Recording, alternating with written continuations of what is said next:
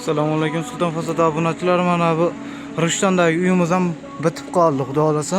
Terma kiyib kelmay bo'lyapti. Qora seri oq aralashtirib urilyapti bu yerga.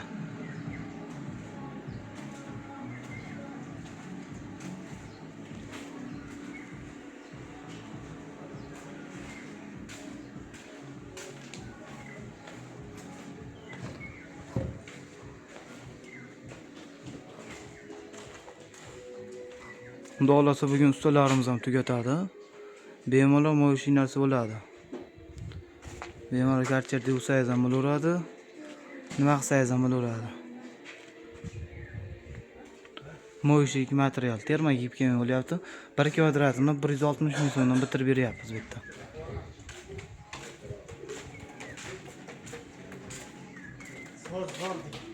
Ustalar qalay?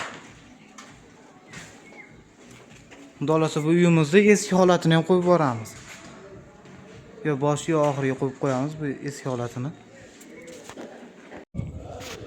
Assalomu alaykum Sulton Fasod obunachilar. Mana bu uyimiz ham Rishtonda terma kiyib kelmay bo'lyapti. Xudo xolasa 4 kun 5 kunda ish jarayonlarini ham qo'yib boramiz.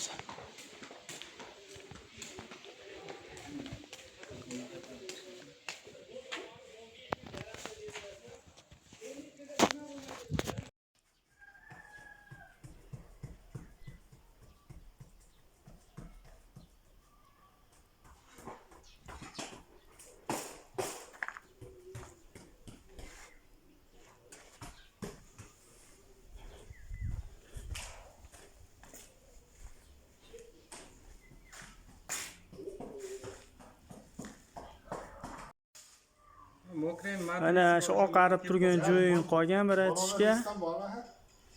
Shunday qilib kelaveradi. Bir xil qolaveradi. Keyin mana burchak bor. Bu отдельно qolaveradi.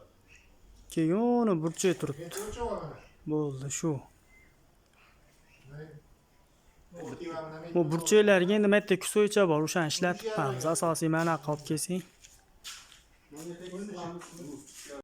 So diggity diggity diggity diggity hey, diggity diggity diggity diggity hey, diggity diggity diggity diggity hey, diggity diggity diggity diggity hey.